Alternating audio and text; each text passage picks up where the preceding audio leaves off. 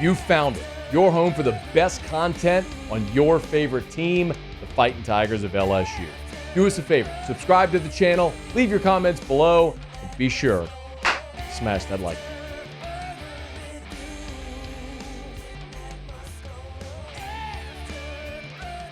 Right now, we welcome on Bill Schmid. Bill's kind of become a friend of the show here. We've had him on to talk Packers. We've had him on to talk Wisconsin, and he joins us one more time to talk Badgers ahead of the ReliaQuest Bowl. Bill, we appreciate the time. How are you?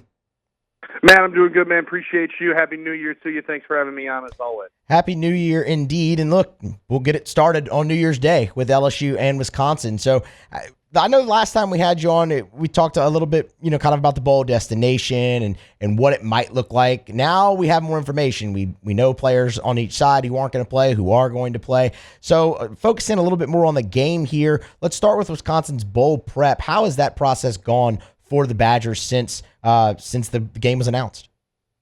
Well, I'll tell you this. I think the biggest part for the Badgers is that they are still in the midst of a transition, right? They're transitioning offenses and defenses.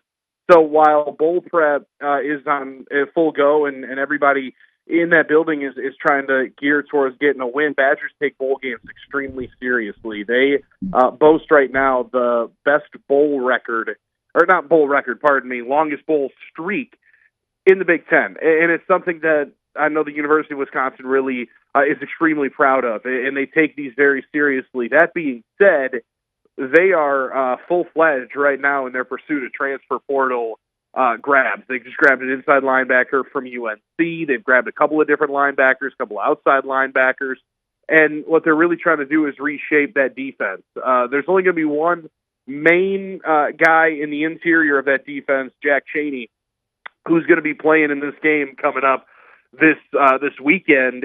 However, Mumajong Mehta graduates.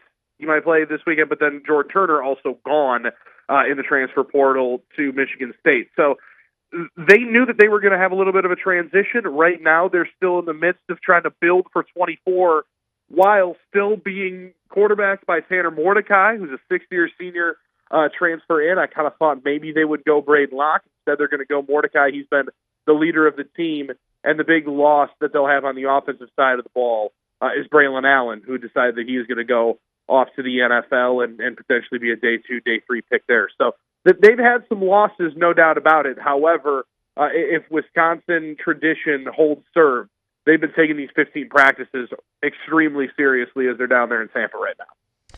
Okay, so you mentioned Mordecai, you mentioned transition, and obviously Braylon Allen not playing. Wisconsin's going to want to run the football. It looks like that's going to obviously, kind of put the onus on Tanner Mordecai to take that next step. Sixth-year guy, like you said, very veteran. What have you made of his season to this point? I know there's been some injuries in there, but it came really highly talented out of SMU there.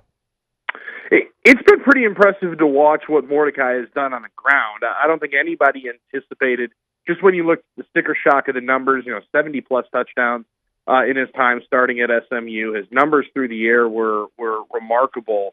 But he's really, really elusive with his feet and a smart runner with the football. Figures out ways that he knows he might be maybe a little bit limited athletically, but it's not like you're looking at a slow dude. He's quick enough to run away from people and not take huge shots. The injury that you alluded to was a broken thumb, and he was unable to grip a football for 3 weeks.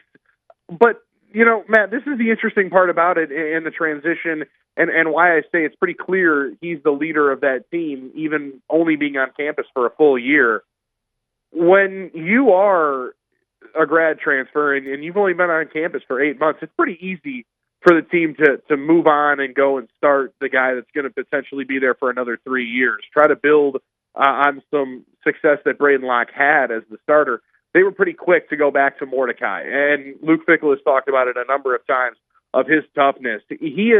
He came to Wisconsin wanting to better his draft stock. He went in last year, I believe, anticipating to go to the league and didn't get the results from the scouts that he was expecting. Didn't get the feedback from NFL scouts that he was expecting to get, believing that he could be, a selection in the draft. Didn't get that validation. So he came back to Wisconsin, went to prove that he could do it in a big conference, was kind of robbed of it, didn't get to play in their biggest games, gets hurt against Iowa in a game that they absolutely had a chance to win, and misses the Ohio State game, which I know he had circled, in a game that ultimately was kind of winnable for Wisconsin. They let it get away, and the final score later looked a little bit less competitive than it was, but that was a battle into the fourth quarter. So he has had a season that many would be okay with. However, in year one, all the expectations, a very philosophical shift here in Wisconsin with the amount they're throwing the ball, running a spread offense. That's very different. People went into it ready to complain, and Tanner Mordecai, I think, unfairly for some of it. Right, Matt? People want to bitch. Let's be honest. It's one of their favorite things. National pastime. He caught a little bit of that flack, but I think unfairly so for a bit of it. What is the confidence level you think the coaching staff has in him that he can go out there and command the offense and move the ball against an LSU defense that, Bill, let's be quite honest, they have struggled all year? I'll be honest with you. I think they're pretty confident in Mordecai, absolutely. So I don't know how confident they are in the others in that room. Braden Locke, I mentioned, then they lose Miles Burkett, who was an in-state kid, but maybe a little small. Maybe it wasn't slated to get some action on the field in real time. I think on the outside is where the Badgers might be a little limited, right? We mentioned Braylon Allen going to the NFL, but Chimere Dike has been their leading receiver each of the last 2 years. He transfers to Florida, so you guys will get to see him down there with Graham Burtz next year. And Skylar Bell, also a somewhat productive receiver for him this year, transfers out. But they got a lot of talent there. Quincy Burrows is a name that I imagine you'll see. Bryson Green is a name that I imagine you'll see. And C.J. Williams was a transfer, former four-star kid from USC that people were extremely excited about here in Wisconsin. Results may be a little underwhelming. I would anticipate to see four have a pretty decent workload coming up this weekend. How do they replace Braylon Allen at the running back position in this game, or can they? It's a great question, Matt. I'll say this.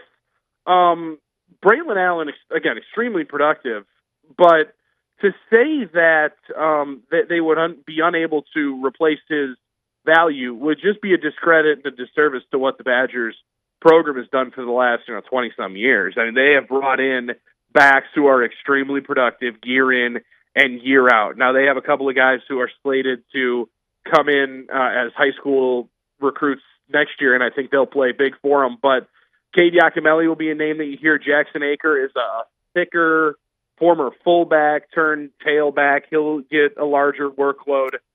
But I do believe that it's going to be mostly through the air, and that's where, as much as Braylon did get a really good amount of run later into the season, when the weather got cold up here in the north, they did turn to zero quite a bit. They had to have. They won't have that, especially around the goal line, but I anticipate to see the ball through the air just a little bit more coming up on Monday.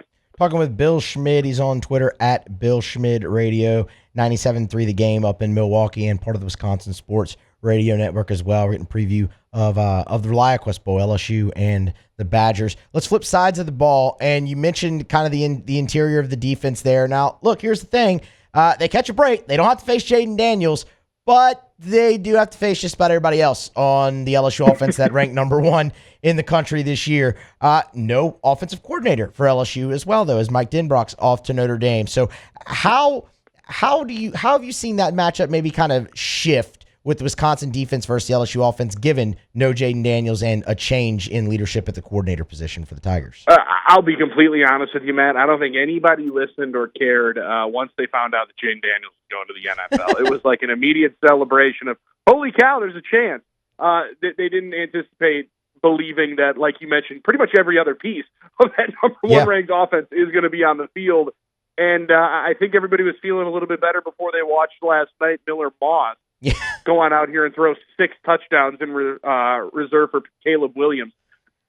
There is a remarkable amount of respect for LSU up here and what that program is, what it's been, and the type of players they bring in. So I think Badger fans and the team alike understands that you don't get a scholarship offer to play at LSU without being a serious talent at that position. So while Jaden Daniels not playing is a massive break, everybody's excited to know that. There is some fear as to what an unscouted look of a backup quarterback could be. And you know what? This is the other part of it, Matt, and I think we're really learning this about the bowl season now, is it is a opportunity for guys that have not been on the field significant time throughout the year, especially with the amount of guys that are jumping in the portal, the amount of starters who otherwise would be returning and would be taking those snaps in the bowl game.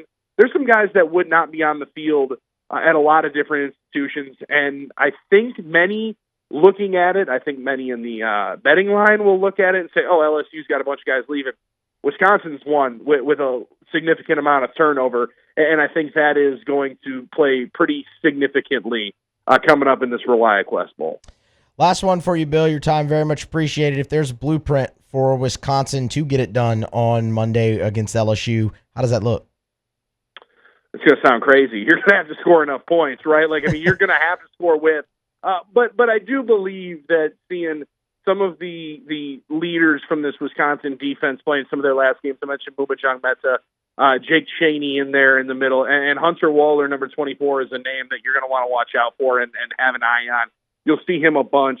Box safety, comes down and plays extremely physical. They got to take the football away, and they have not been extremely opportunistic in the last 6 games or so. But in their wins, especially against Nebraska, they got a key turnover. Preston Zachman in the back end, number 14, was the one that came up with that one. And taking the football away has been a big part of their recipe. They don't turn it over a whole bunch, but they got to win the turnover battle because it is one of those games where one of these teams is 7-5 and is very excited to be in a New Year's Day Bowl. Yeah. The other side, I know that there's some disappointment on the LSU side. And that's for good reason. This is a championship program going up against a program that wants to be there. They are fighting at maybe a little bit of a weight class, so they know it's going to be a dogfight. They got to get some things, some breaks to go their way. That's a familiar refrain with bowl games these days. One of the first questions you have to ask yourself, okay, who wants to be there and who doesn't when you look at it. Bill Schmid, 97.3 The Game up in Milwaukee, part of the Wisconsin Sports Radio Network as well. He's on Twitter at Bill Schmid Radio. Bill, we appreciate the time so far throughout this bowl prep season and for the information today. Thank you. Absolutely, Matt. Happy New Year to you and the listeners, and thanks for having me on. Hopefully we do it in 24. Hey, thanks so much for watching. Please leave your comments. I love to interact, and be sure to hit the red subscribe button below.